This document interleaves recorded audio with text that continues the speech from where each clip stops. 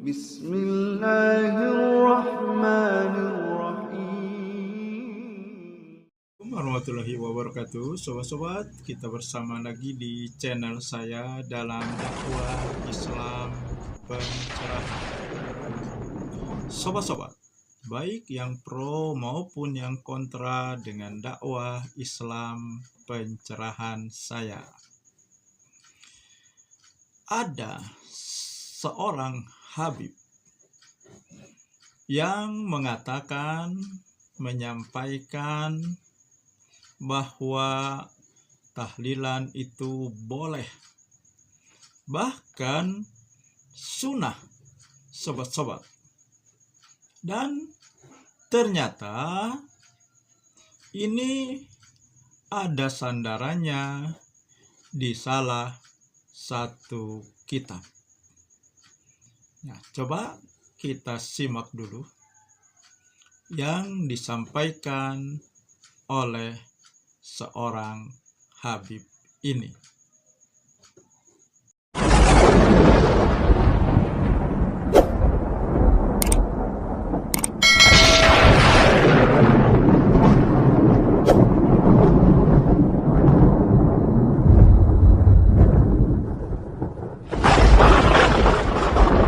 Tanya apa hukum dari tahlilan? Tahlilan itu boleh, ada, bahkan bisa dikatakan sunnah. Dalilnya ada dalam kitab Al-Hawi lil Fatawa, perkataan daripada Sayyidina Umar bin Khattab yang ada di gambar berikut ini. Beliau mengatakan boleh berdoa kepada mayit mulai dari malam 1, 2, 3, lanjut ke 7, lanjut ke hari 25, 40, 100 sampai 1000 hari. Itu ada semuanya dan diperbolehkan tahlil. Ya, sobat-sobat, ternyata tahlilan ada dalilnya yang selama ini ya belum ada yang bisa memberikan dalil perintah atau dalil dibolehkannya atau disunahkannya tahlilan, sobat-sobat. Sehingga mereka yang menjadi pembela, pendukung, dan penyebar amalan bid'ah ini menanyakan mana larangannya, karena dalilnya tidak ditemukan atau tidak ada. Maka mereka menanyakan larangannya. Padahal yang namanya amal ibadah yang ada harus perintahnya, bukan larangannya. Itu masalah amal ibadah. Sedangkan masalah dunia ya yang harus dilihat, diperhatikan adakah larangannya. Nah, jadi kalau menanyakan dalil larangan dari perintah, ini sudah terbalik namanya, sobat-sobat. Nah, dan sekarang Habib ini menemukan dalilnya dari salah satu kitab. Kitab yang menjadi sandaran Habib tersebut diteliti, dicermati, sobat-sobat. Nah, apakah dalilnya sahih, ya, dhaif, atau malah maudhu? Nah, ini hasil dari pencermatan, penelitian dari dalil yang disampaikan oleh Habib tersebut, sobat-sobat. Tahlilan 3 sampai 1000 hari. Rasulullah Shallallahu Alaihi Wasallam bersabda, doa dan sedekah yang dihadiahkan kepada mayit, berkata Umar radhiyallahu an, sedekah setelah kematian maka pahalanya sampai 3 hari, dan sedekah dalam 3 hari akan kekal pahalanya sampai 7 hari, dan sedekah 7 hari akan kekal pahalanya sampai 25 hari, dan dari pahala 25 hari sampai 40 harinya akan kekal hingga 100 hari, dan 100 hari akan sampai kepada 1 tahun, dan 1 tahun sampailah kekalnya pahala itu hingga 1000 hari. Hadis riwayat Ahmad katanya. Hadis riwayat Ahmad ini Al-Hawi lil Fatawi. Dan di sini kita melihat ada stempel tidak ada asal. Ya, jadi hadis ini tidak ada asal. Kenapa bisa tidak ada asal? Coba kita simak seperti apa bantahannya. Meninjau hadis sedekah untuk mayit 1 hingga 1000 hari. Diriwayatkan Rasulullah SAW bersabda, sedekah itu hadiahnya untuk mayit. Itu yang tadi kita bacakan ya teman-teman. Al-Hawi lil Fatawi juz 2 halaman 198.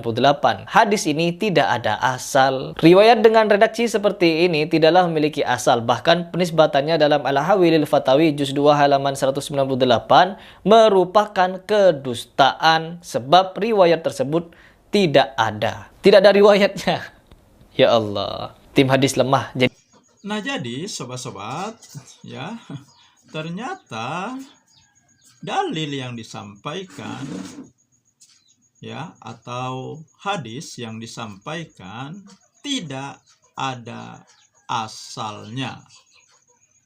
Ya, artinya hadis ini palsu, maudhu.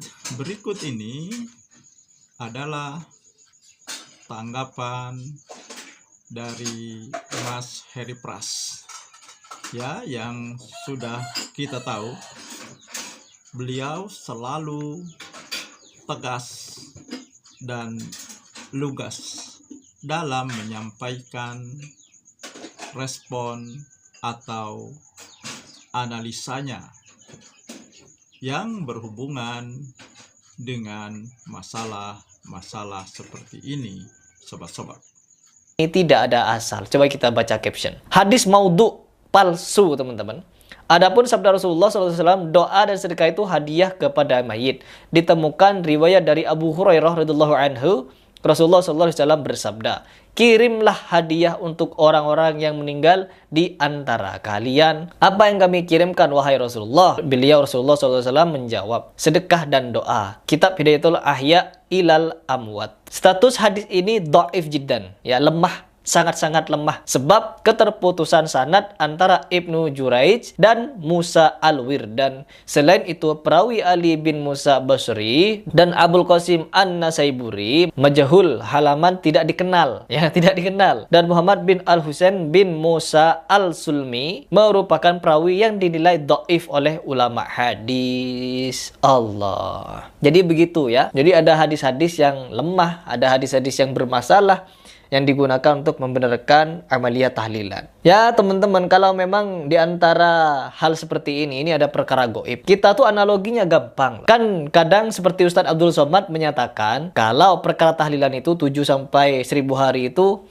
Nabi tidak melakukan, bahkan 4 imam mazhab tidak melakukan. Ada pada zamannya tabi'in, yaitu Imam Atha atau Tawus Al-Yamani, yang kita kenal dalilnya bahwa selama 7 hari ada perkara goib. Ketika kita mendengar pernyataan tersebut teman-teman, ada perkara goib yang Nabi Muhammad tidak tahu dan diketahui oleh tabi'in, maka siapa di sini yang berdusta? Siapa yang berdusta? Bahwa Allah Subhanahu wa taala telah menyempurnakan Islam ini selama Nabi Muhammad masih hidup. 23 tahun Nabi Muhammad menjadi Rasul, mengajarkan Islam kepada kita, ternyata masih ada ajaran yang belum selesai, yaitu kenduri kematian. Ternyata ada perkara goib katanya di kematian itu. Dan ini teman-teman yang tidak dapat dibenarkan. Seolah-olah Nabi Muhammad belum tahu perkara goib itu. Belum sempurna mengajarkan Islam. Belum sempurna mengajarkan bagaimana merawat kematian. Ketika Siti Khadijah meninggal, ketika anak-anak Nabi meninggal, seolah-olah Nabi Muhammad, hei Nabi, Anda masih belum sempurna ngajarin Islam. Anda belum terlalu baik mengajarkan Islam. Kita itu kalau ada orang meninggal, harusnya setelah kematian harus ada acara 7 hari, wahai Rasulullah. Anda belum sampai di situ ilmunya. Pantas gak kita ngomong seperti ini ke Nabi Muhammad? Ya Rasulullah, sesungguhnya setelah ada orang meninggal itu selama 7 hari ada perkara gaib loh. Anda gak tahu paling. Apakah pantas kita ngomong seperti ini kepada Rasulullah? Rasulullah SAW tidak pernah mengajarkan kepada kita bahwa selama 7 hari ada perkara ini. Jadi kita harus sedekah ini, harus tahlilan segini, harus baca yasin segini, baca takbir, tahmid, tahlil begini untuk orang yang mati. Ada ibadah-ibadah tertentu, ritual tertentu yang dilakukan setelah ada orang meninggal tersebut. Kita mau mengajari Nabi, teman-teman. Bolehkah kita mengajari Nabi? Demikian sobat-sobat. Semoga ini menginspirasi dan mencerahkan. Nasrum minallahi wa fathun qarib. Wassalamualaikum warahmatullahi wabarakatuh.